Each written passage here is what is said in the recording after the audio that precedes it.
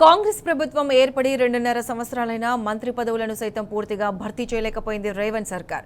ప్రతి పనికి చెలో ఢిల్లీ అంటూ పాలనను ఏనాడో గాలికి వదిలేసింది.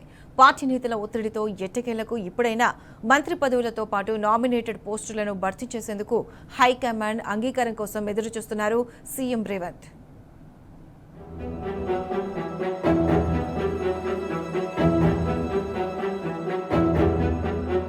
రాష్ట్ర మంత్రివర్గ విస్తరణ పునర్వ్యవస్థీకరణకు కాంగ్రెస్ అధిష్టానం ముహూర్తం నిర్ణయించినట్లు సమాచారం.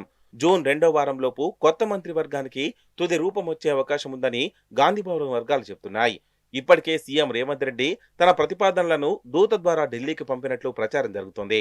ఉప ముఖ్యమంత్రి బట్టి విక్రమార్కను కేబినెట్ నుంచి తప్పించి స్పీకర్గా పంపాలని, ఆయన స్థానంలో గడ్డం ప్రసాద్ను మంత్రివర్గంలోకి తీసుకోవాలని సీఎం ప్రతిపాదన చేసినట్టు తెలుస్తోంది.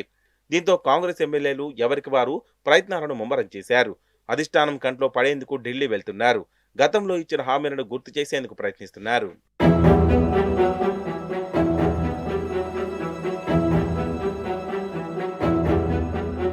ప్రస్తుతం కేబినెట్ లో 2 స్థానాలు మాత్రమే ఖాళీగా ఉన్నాయి. ఇప్పటి వరకు రంగారెడ్డి, నిజామాబాద్ ఉమ్మడి జిల్లాలకు కేబినెట్ లో ప్రాతినిధ్యం దక్కలేదు.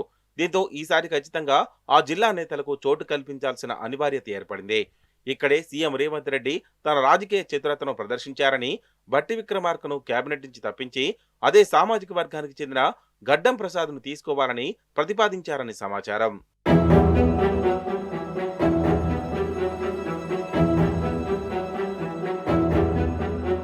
ఒకే దెబ్బకు 2 పిట్టలు అన్నట్లు రంగారెడ్డి జిల్లాలో రెడ్డి సామాజిక వర్గానికి స్థానం దక్కకుండా అడ్డుకోగలిగితే దానిని నిజామాబాద్ జిల్లాలో తనకు అత్యంత సన్నిహితుడైన బోధన్ ఎమ్మెల్యే సుదర్శన్ రెడ్డికి మంత్రి పదవి వచ్చేలా పావులు కదిపారని తెలిసిందే.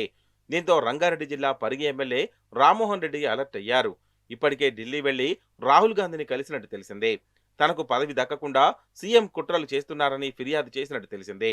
ఇదే జిల్లా ఇబ్రహీంపట్నం ఎమ్మెల్యే మల్రెడ్డి రంగారెడ్డి కూడా ఢిల్లీకి వెళ్లినట్లు కాంగ్రెస్ వర్గాలు తెలిపాయి.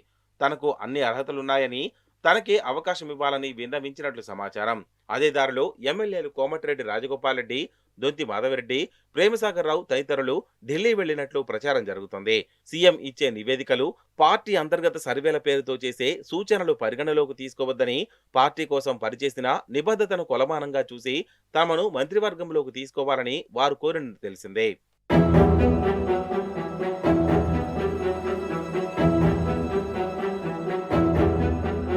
ప్రస్తుతం మంత్రివర్గంలో 2 ఖాళీలుండగా 14 మంది పోటీ పడుతున్నట్లు గాంధీభవన్ వర్గాలు తెలిపాయి.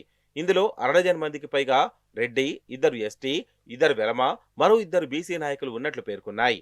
అయితే రెడ్డి సామాజిక వర్గానికి ఇప్పటికే ఎక్కువ ప్రాధాన్యం ఇచ్చామని, మిగిలిన 2 బీసీ, ఎస్టీ నేతలకు చెరొకటి ఇవ్వాలని ఆలోచిస్తున్నట్లు సమాచారం. కేబినెట్ లో మార్పులతో పాటు చీఫ్ విప్, డిప్యూటీ స్పీకర్ పదవులను కూడా భర్తీ చేయాలని భావిస్తున్నట్టు తెలిసిందే. డోర్నకల్ ఎమ్మెల్యే రామచంద్ర నాయక్ నిరుడు జూన్లో డిప్యూటీ స్పీకర్ పదవిని ప్రకటించగా తిరస్కరించారు. మంత్రి పదవి కోసం పట్టుబడుతున్నారు. ప్రస్తుతం భంగపడిపోయే నేతలకు కేబినెట్ హోదాతో కూడిన పదవులు ఇవ్వాలని నిర్ణయించినట్లు సమాచారం.